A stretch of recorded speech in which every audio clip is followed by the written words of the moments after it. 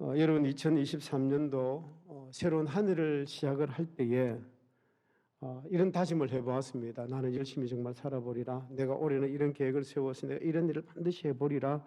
그렇게 다짐하고 지나다 보니까 정신없이 6개월이 지나 버렸습니다. 달력을 보니까 정말 참 세월이 빠르다 이런 생각이 들 수가 있습니다.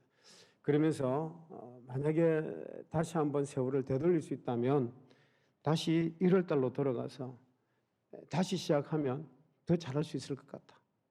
이런 또 생각도 해보는 것입니다. 여러분 창세기에 나오는 야곱을 한번 생각해 보려고 합니다. 야곱의 인생은요 어떤 인생이냐면 복을 추구하는 인생입니다. 어떻게 하면 내가 장자가 될까? 내가 어떻게 하면 부유한 자가 될까? 정말 복을 추구하는 인생으로서 복을 받기 위해서 아버지도 속이고 형도 속이고 그 대가로 집을 떠나서 저 멀리 외삼촌 라반이 살고 있는 그 땅에 가서 살게 됩니다. 자, 그곳에 가서도 외삼촌 라반에게 속고 속이는 사건들이 계속 벌어지는 거죠. 어쨌든 그렇게 해서 이 야곱이 가축도 많이 모으고 부유한 자가 되었습니다. 자, 그러니까 외삼촌들로부터 시기를 받게 됩니다. 외삼촌 라반의 자녀들이 이 야곱을 미워하고 시기하고 죽이려고 그러고 그렇게 하는 거죠. 그래서 어쩔 수 없어서 이제는 나는 내 나름대로 이제는 살아야 되겠다. 이렇게 해서 가족들을 데리고 멀리 도망을 갑니다. 그런데 그때 그 아내 라헬이 그 외삼촌이 섬기는 드리빔이라고 하는 우상이 있습니다. 그 우상을 또 다 숨겨가지고 오는 거예요.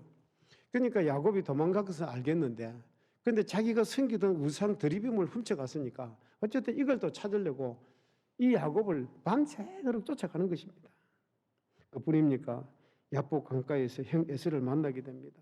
형 에서를 만나니까 혹시라도 형 에서가 자기를 죽일까 싶어서 자기 이제 아내와 자식들과 가축들을 앞에 세우고 자기는 맨 뒤에 남아 머무르다가 거기서 하나님을 만나서 한두 뼈가 부러지는 그런 일들을 당하게 되는 것입니다. 자, 그 중에 형 에서가 야곱을 용서하기는 했지만 그 형 에서와의 관계는 뭐냐 하면 이 불안한 동기입니다. 불안한 동거가 계속되는 거죠. 언제 형 에서가 나를 죽일지 모르겠다. 이런 어떤 불안한 가운데서 살아가게 되는데 그런데 잠깐 이동하는 중에 딸 디나가 히위 족속의 세겜에게 몹쓸 짓을 당하게 됩니다. 이 몹쓸 짓을 당하니까 그 시므온과 레위가 작당을 해가지고 이 세겜 족속들 남자들에게 모두 할례를 받게 해가지고 제일 고통스러운 시간에 밤중에 가서 남자들을 다 죽여버리는 거예요. 그런 사건이 일어나니까 결국은 주변에서 이 세겜 족속들을 죽인 남자들을 죽인 이 야곱의 가족들을 또 죽이려고 쫓아오게 되는 것입니다. 그래서 결국 세겜에서 도망을 가게 되는 것입니다.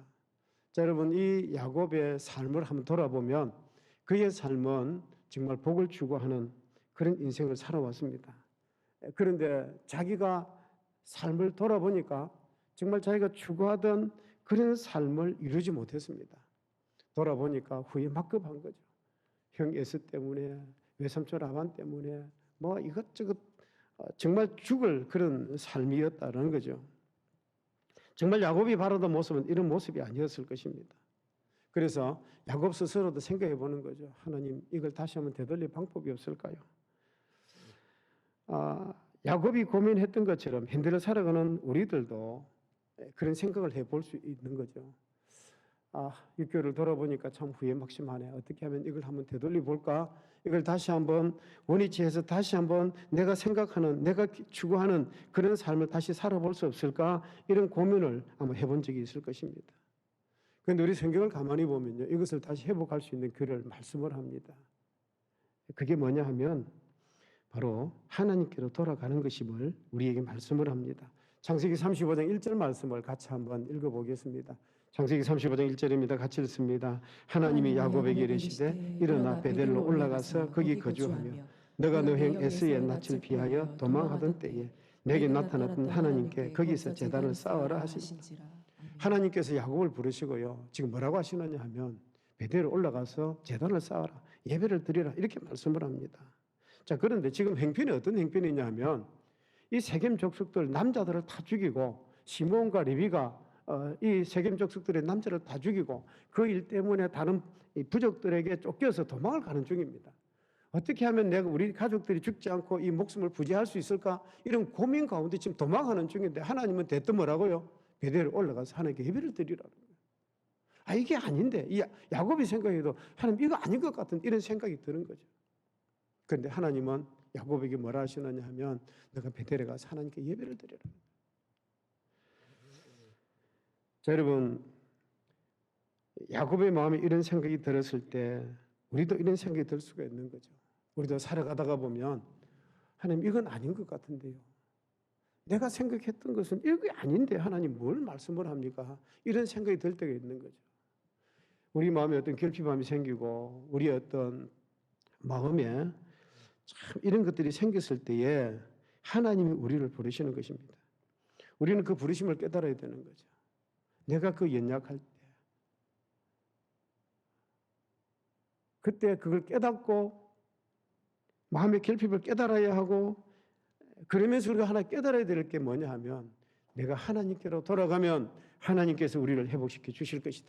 이걸 깨달아야 되는 거죠. 여러분, 우리가 살아가면서 고민 없고 염려 없고 걱정 없는 사람이 누가 있습니까? 살다가 보니까 생각지 아니했던 일들이 내 앞에서 벌어지는 거야. 나는 정말 아무것도 안 했는데 다른 사람들에 의해서 나에게 그런 일이 벌어지는 거야. 그랬을 때 우리가 어떻게 할 수 있을까요? 여러분, 결핍과 믿음이 생겼을 때에 우리가 할 수 있는 게 뭐냐 하면 깨달아야 됩니다. 뭘요? 하나님께로 돌아가면 하나님께서 회복시켜 주실 것이다. 이 마음을 여러분 우리가 가지셔야 되는 겁니다. 그래서 야곱이 그걸 깨닫고 지금까지 살아오면서 이방 신들에게 뭐 이렇게 섬겼던 거 이방 신상과 귀걸이 다 버리게 합니다. 자식들에게 다 버려라. 그리고 의복을 갈아입히고 모욕을 시키고 그리고 하나님 앞에서 우리가 다시 한 번 더 정결하게 살아가자 그렇게 합니다. 이게 뭐냐 하면요, 오늘 현대적으로 말하면 우리가 세상을 살아가면서 가지고 있던 세상의 어떤 가치관, 자랑거리 이런 것을 다 내려놓고 하나님 앞에 가서 회개하는 삶을 살자는 거죠. 야곱이 하나님의 말씀을 듣고 순종하고 베델로 돌아왔을 때, 하나님의 집으로 돌아왔을 때 같이 한번 읽어보십시다. 창세기 35장 6절입니다. 창세기 35장 6절 같이 읽습니다. 야곱과 그와 함께한 모든 사람이 가나안 땅 루스 곧 베델에 이르고, 여기 베델은요 하나님의 집입니다. 하나님으로 집에 돌아왔을 때에 하나님께서 야곱에 다시 나타나셔서 이렇게 복을 주시고 약속을 하십니다. 창세기 35장 9절입니다. 같이 읽어보십시다. 야곱이 봤던 아람에서 돌아오며 하나님이 다시 야곱에게 나타나사 그에게 복을 주시고, 야곱이 하나님께로 돌아오자 하나님께서 그에게 복을 주십니다. 그리고 야곱의 이름을 이스라엘로 바꿔버립니다. 여러분, 이스라엘의 야곱의 이름의 뜻이 뭐냐 하면 야곱은 형 에서의 발 뒤꿈치를 잡고 나왔다고 해서 이름을 야곱이라고 지었습니다.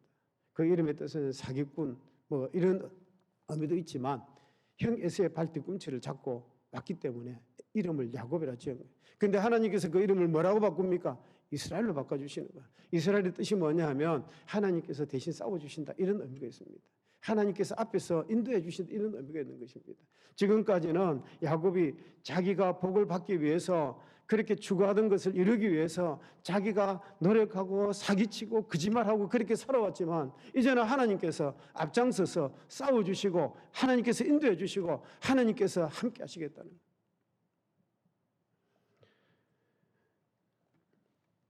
그가 추구하던 장자의 명예와 부유함을 회복시켜 주시고 정말 인간관계가 형 에서와의 관계도 불안했습니다.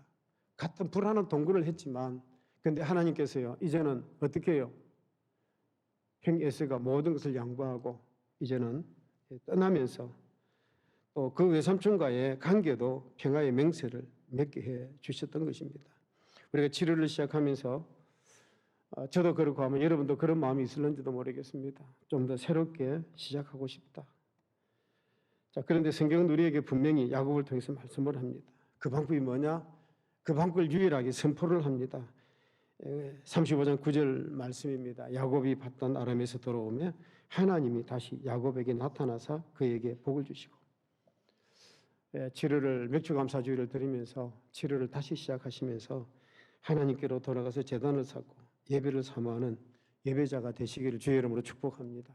하나님께서 반드시 그 예배하는 자를 통해서 영광을 받으시고 하나님의 복을 새로 부어주시는 줄로 믿습니다. 여러분, 공산주의 국가라 공산주의 체제에 있었던 나라들을 한번 돌아가 보면 그 나라들마다 느껴지는 강한 인생들이 있습니다. 제가 북한을 예를 들어서 말씀을 드리면요, 북한에는 이렇습니다. 첫 번째, 경제적으로 굉장히 가난합니다. 북한은요, 우리가 생각할 수 없을 정도로 정말 가난합니다. 먹을 것이 없습니다. 그래서 산에 가서 나무 뿌리를 키워서 먹을 정도로 그렇게 가난합니다. 두 번째는요, 이 북한에 있는 사람들의 얼굴에 기쁨이 없습니다. 여러분들이 영상을 통해서 보신 적이 있을 겁니다만은 유치원 아이들이나 학생들이 나와서 막 노래를 부릅니다. 그런데 노래를 부를 때 그게 기쁨으로 부르는 것이 아니고 그냥 악을 쓰면서 부르는 거예요.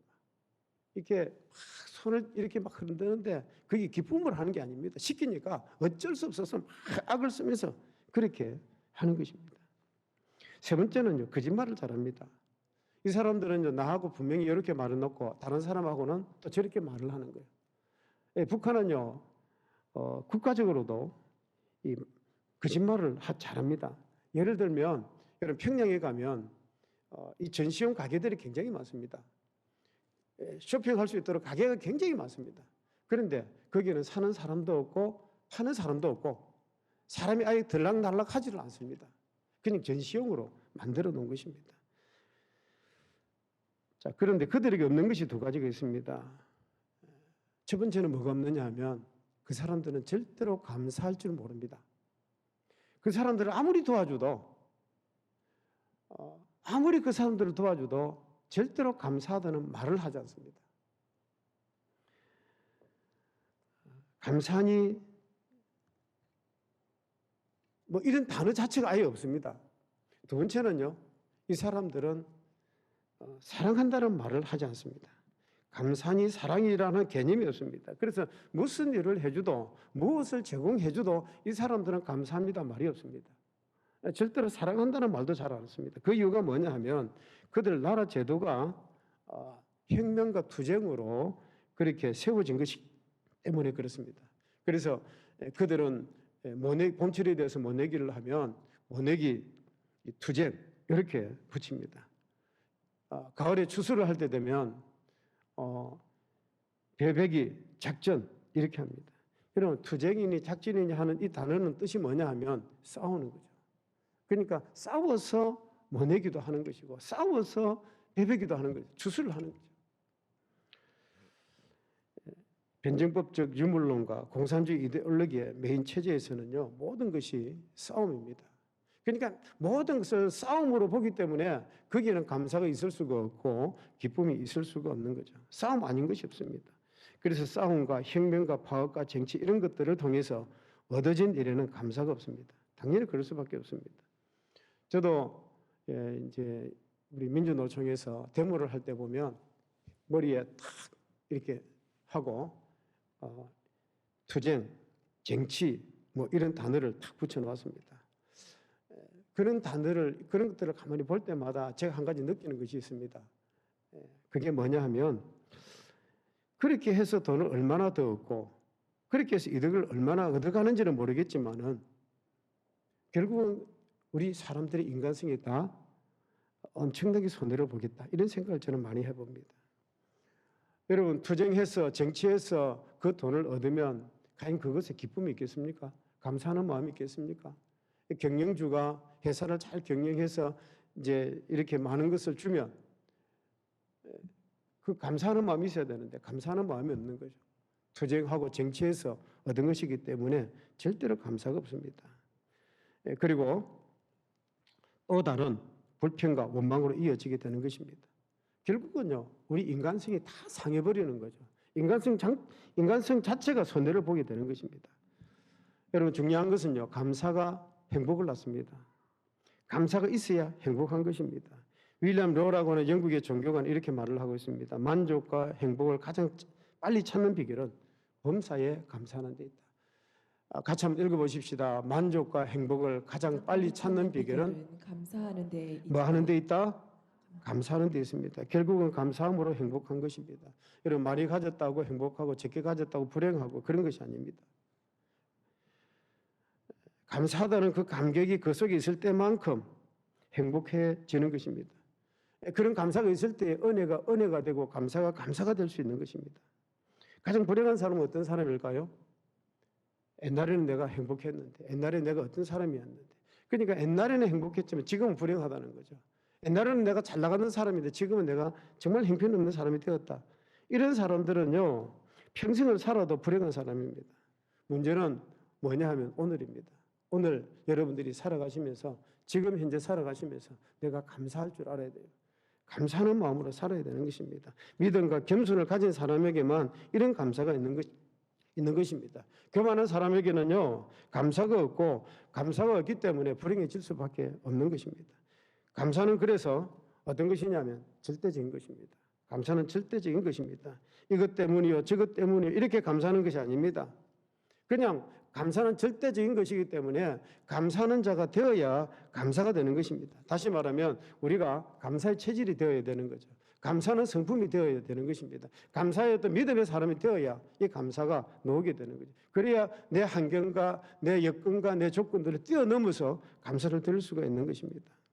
이것이 안 되면 원망과 불평만이 나올 수밖에 없는 것입니다.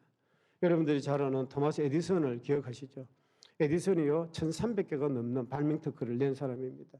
에디슨이 만든 그런 것들 때문에 지금 우리가 이렇게 전기도 쓰고 있고 휴대폰도 쓰고 있고 우리가 전화기도 쓰고 있고 다 그렇게 쓰고 있는 것입니다. 자, 그러나 에디슨은요, 어렸을 때부터 어떤 취급을 받았느냐? 전능화 취급을 받았습니다. 뭐 항상 말하고 생각하는 것들이 다른 아이들과 전혀 다른 거죠. 그뿐만 아니고 에디슨이 이 연구를 하다가 사고를 내는 바람에 기머리가 되었습니다. 평생을 기머리로 살다가 그렇게 세상을 떠났습니다. 자, 그런데 여러분, 말년에 에디슨이 이렇게 말을 합니다. 참으로 감사할 것은 내가 기머리가 됨으로써 연구에 몰두할 때에 잡음이 들리지 않았다는 것이다. 그래서 나에게 많은 도움이 되었다. 여러분, 토마스 에디슨이요, 뭐라고 하느냐 하면 내가 기머리가 된 것이 감사하다는 거예요. 어떻게 감사가 되겠습니까? 그런데 기머리가 된 것이 감사가 되었다. 그래서 오히려 내가 연구를 더 잘할 수 있었다. 그렇게 감사를 드리고 있는 것입니다. 잡음이 들리지 않고 어떤 소음과도 관계가 없이 오로지 연구에 몰두할 수 있었다는 거죠. 그래서 토마스 에디슨이 말년에 그런 기도를 드렸답니다. 하나님이여, 기머리가 된 것을 감사합니다. 그렇게 했다는 것입니다. 여러분, 이 에디슨은요, 지금 어떤 이야기를 하고 있느냐 하면 잃어버린 것에 대해서 말씀하지 않습니다. 내가 잃어버린 것에 대해서 말씀하지 않고 내가 지금 얻은 것에 대해서 그것을 생각하고 있는 것입니다. 기머리가 됨으로써 얻은 것만 생각합니다. 내가 어떤 불행이 닥쳤든 병들었든 가난하든 실패를 했든 그것은 문제가 안 되는 것입니다. 오히려 그것으로 말미암아 내가 얻은 것이 무엇인가? 내가 얻은 것 그것이 오히려 더 감사하다고 그 소중한 것을 생각할 줄 아는 사람만이 감사를 드릴 수가 있는 것입니다. 여러분, 베토벤 아시죠? 여러분들이 즐겨 부르는 운명이라는 그 곡도요, 베토벤이 기머리가 되었을 때 작곡한 것입니다. 여러분, 음악가의 가장 중요한 것이 뭡니까? 피아노로 소리를 들을 수 있어야 됩니다. 소리를 들을 때에 그 음감이 나오는 거죠. 그런데 베토벤은 소리를 듣지 못하기 때문에 악보를 통해서 그 음악을 들었던 것입니다. 귀로 들은 게 아니었습니다. 치명적인 불행한 여건 가운데서 그는 오히려 하늘의 음악을 땅으로 그렇게 기록을 하고 있는 것입니다. 여러분, 잊지 말 것입니다. 우리 인간의 인간됨은 얼마나 감사하느냐에 있습니다. 사람의 믿음이 어느 정도냐, 인격이 어느 정도냐 하는 것은 어느 경우, 어느 정도, 어느 지경까지 참으로 감사할 수 있는 사람인가, 감사의 깊은 논리를 얼마나 터득하고 있는가, 그것으로 우리가 가름되는 것입니다. 오늘 우리 읽었던 이 본문에 보면요, 문둥병자 한 사람, 사마리아 사람이 나옵니다. 이 사람은 인간적으로 말하면 정말 불행한 사람입니다. 이 사람이 예수님의 은혜로 병에서 고침을 받게 됩니다. 10명의 나병 환자들이 길을 가다가 예수님을 알게 되죠.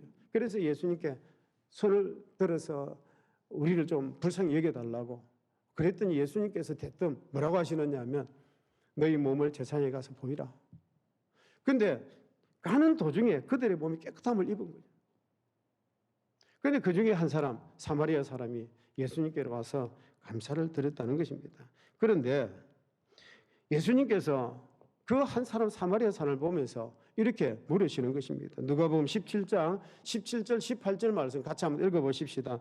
예수께서 대답하여 이르시되 10사람이 다 깨끗함을 받지 아니하느냐 그 아합은 어디 있느냐 이 이방인 외에는 하나님께 영광을 돌리러 돌아온 자가 없느냐 하시고. 여러분 가슴이 찡한 말씀입니다. 내가 10명의 사람 다 고쳐주었는데 어째 한 사람만 돌아왔느냐 이렇게 물으시는 것입니다. 자, 그런데요 여러분 이 9사람에 대해서 제가 이렇게 왜 그들이 감사로 오지 않았을까 추리해 놓은 것이 있습니다. 첫 번째, 진짜 나았는지 확인해 봐야 되겠다 이렇게 생각했다는 것입니다. 자, 여러분 나병이 온몸에 걸렸는데 그걸 확인해 봐야 될 거 아닙니까? 그래서 병원으로 진찰하러 갔는지도 모른다는 것입니다. 두 번째는요, 나았다고 하지만 재발하는지도 모르겠다. 이게 갑자기 이렇게 나아지니까 이게 다시 병이 생길지도 모르겠다. 이렇게 생각을 하고 그래서 오지 않았다. 고마울 것이 없는 거죠. 그냥 오지 않았다는 것입니다. 세 번째는요, 주님께 천천히 한번 가봐야지. 한번 이제 이렇게 확인도 해보고 모욕도 하고 옷도 깨끗하게 입고 선물도 준비해가지고 그렇게 해서 예수님께 가서 감사를 드려야지. 그렇게 생각했다는 것입니다. 네 번째는요, 이제 생각해보니까 이게 내 병은 나병이 아니었던 것 같다. 고침을 받고 나니까 이 병은 나병이 아니었던, 아마 오진이었을 거다. 이렇게 생각했다는 것입니다. 다섯 번째는요, 다 나은 것이 아니라 부분적으로 나은 것일지도 모르겠다. 이게 피부병인데 깊은 곳에 아직도 그 병이 남아있을 거야. 그러면서 오지 않았다는 거죠.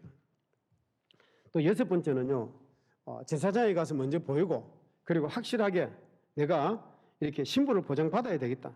이 역시 감사할 수 없는 사람입니다. 일곱 번째는요, 예수님이 특별히 해준 것이 없다는 거죠. 예수님이 뭐 직접 그 사람들에게 이렇게 안수를 해주고 뭐 안차를 해주고 뭐 약을 주고 돈을 주고 그렇게 한 것이 없는 거예요. 단지 뭐만 했습니까? 제사장에 가서 너희들의 몸을 보이라. 이렇게 말씀한 것밖에 없다는 거죠. 그래서 감사하지 못하고 말았다는 것입니다. 여덟 번째는요, 랍비도 이런 일을 할 수 있을 텐데 뭐 예수님 하는 일이 아닐 텐데 이렇게 생각했을 수도 있다는 것입니다. 자, 아홉 번째는 사실 나는 이미 회복되고 있었는지도 모르겠다. 그런데 이게 나을 때가 되어서 자연스럽게 나았다는 거죠. 그래서 감사를 못 드렸다는 거죠. 그런데 오직 한 사람, 사마리아 사람만이 그냥 감사를 드리러 왔습니다. 이 산 사람은요, 중요한 것이 있습니다. 예물이 없어도 되고 예의 갖출 것도 없고 내가 옷이 좀 더럽고 땀 나고 냄새 나고 그래도 내가 그래도 고침 받아 이것에 감사를 드려야 되겠다. 이 말부터 해야 되겠다. 이렇게 생각했다는 것입니다. 특히 오늘 본문에 보면요, 자기 몸이 다 나은 것을 본 이 한 사람이 제사장에 가다가 도중에 되돌아와서 감사를 드립니다. 지금 이 사람이 되돌아왔다는 게 뭡니까? 자기 몸이 나았다는, 치료가 되었다는 거죠. 나병이 깨끗하게 치료가 되었다는 사실을 의식했다는 게 중요한 것입니다. 그게 뭡니까? 깨달음이죠. 여러분, 감사는요, 내가 깨달음이 있을 때 감사가 나오는 것입니다. 은혜 안에 살고 은혜 안에 있어도 이 감사를 깨닫지 못하면 절대로 감사를 드릴 수가 없습니다. 내 병이 나았구나. 이게 너무나도 확실하구나. 이런 은혜가 깨달아질 때 감사가 나오는 것입니다. 특별히 여러분이 감사는요, 언제 해야 되느냐? 내가 갔다 와서 제사장에 갔다 와서 신분 보장을 받고 내가 감사를 드려야지 절대 감사를 못 드립니다. 감사라는 것은요, 즉시 드려야 되는 거예요. 생각났을 때 감사를 드려야 되는 것입니다. 이게 마땅한 도리라고 생각을 합니다. 그래서 여러분, 이 선한 사람, 이 사마리아 사람은요, 정말 단순한 마음을 가졌습니다. 특별히 이 감사라고 하는 것은 복잡한 마음을 가지면 절대로 감사를 드릴 수가 없습니다. 단순한 마음으로 남들이 뭐라 할까? 주변 사람들이 어떨까? 뭐 이런 생각 안 한 거죠. 돌아가서 무조건 내가 예수님께 감사를 드려야 되겠다. 나를 고쳐주신 그 예수님에게 감사를 드려야 되겠다. 여러분, 이렇게 감사를 드렸다는 것입니다. 여러분, 이 사람이 조금만 생각을 달리 했다면 감사를 드릴 수가 없습니다. 지금 병이 나았지만 다시 또 재발할 수 있을 거야. 이렇게 생각하면 감사를 드릴 수 있겠습니까? 절대로 못 드리는 거죠. 또 그뿐만이 아닙니다. 여러분이 나병 환자가 자기가 어릴 때 병이 들어서 젊은 시절을 다 나병으로 고생을 하면서 그렇게 살았습니다. 사람들과 만나지도 못하고 그 굴 속에 숨어서 그렇게 젊은 날을 그런 나병으로 다 보냈습니다. 사랑하는 사람도 잃었고 가족도 잃었고 직업도 잃었고 공부도 하지 못했고 기술도 없고 아무것도 없는 것입니다. 그런데 여러분 생각해 보십시다. 이제 자기 나병이 나았다고 해서 감사하라는 거 무엇을 감사하겠습니까? 더구나 이 미래를 생각해 보면 이 나병 환자가 병이 나았다고 해서 뭐 직장이 보장되어지는 것도 아니고 누가 사랑하는 사람이 자기와 결혼해 줄 수 있는 것도 아니고 뭐 벌어놓은 돈도 없고 배운 것도 없습니다. 병은 나았다고 하지만 누가 그것을 믿어주고 자기를 그렇게 해줄 사람이 돌아볼 줄 사람이 누가 있겠습니까? 아무도 없는 거죠. 그래도 이 사람은 단순한 마음으로 예수님 앞에 나와서 그냥 감사를 드렸다는 거죠. 여러분, 단순한 마음, 깨끗한 마음을 가지고 이 사마리아 사람은 감사를 드렸습니다. 여러분, 참 중요한 것은 지금 현재 우리가 하나님 앞에 무엇을 감사를 드리고 있습니까? 과거는 중요하지 않습니다. 미래는 하나님께 맡기는 것이 참 중요한 것입니다. 여러분, 오늘날 우리 청년들이요, 취직이 잘 안 되니까 대학을 다니면서도 그냥 휴학을 합니다. 또 알바하고 그러면서 적당한 좋은 시기가 오면 내가 대학을 졸업하리라 이러면서 그냥 학교에서 시간 보내는 청년들이 많다고 합니다.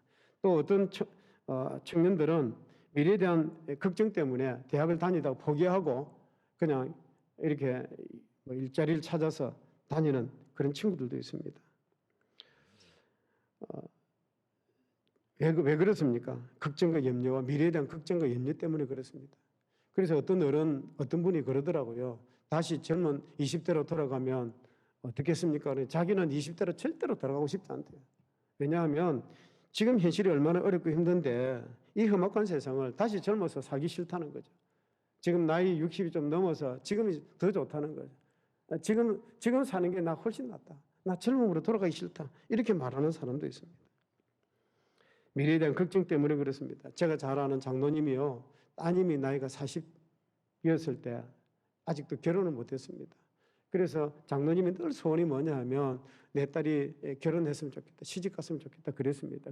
그러다가 43살에 이렇게 결혼을 하게 된 거죠. 그래서 제가 축하를 하면서 장로님께 물었습니다. 장로님, 이제 따님이 결혼을 해서 이제 죽어도 한이 없겠습니다. 그랬더니 장로님 하시는 말씀이 아니요, 목사님, 손자를 보고 죽어야죠.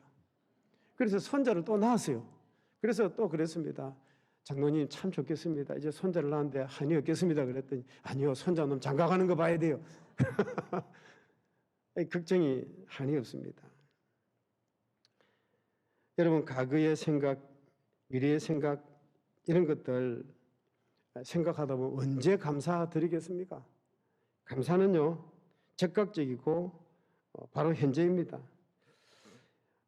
여러분, 9사람의 나병 환자들이 어디론가 가버린 이유가 다 있습니다. 그리고 한 사람만이 돌아왔습니다. 한 사람만이 돌아왔습니다. 그리고 하나님께 영광을 돌립니다. 자, 이 나병 환자가 하나님께 돌아와서 하나님께 기쁨이 되었습니다. 우리는 살아가면서 항상 좀 형편과 처지와 걱정과 미래에 대한 어떤 염려 때문에 여러분 살아가지 마시고 그 형편을 좀 뛰어넘고 조건을 뛰어넘고 상을 좀 뛰어넘고 무엇을 하든지 감사할 수 있는 그런 감사의 체질, 그런 감사의 인격, 그런 감사의 믿음의 사람, 그런 믿음의 사람, 감사의 사람 되시기를 주의 이름으로 축복합니다.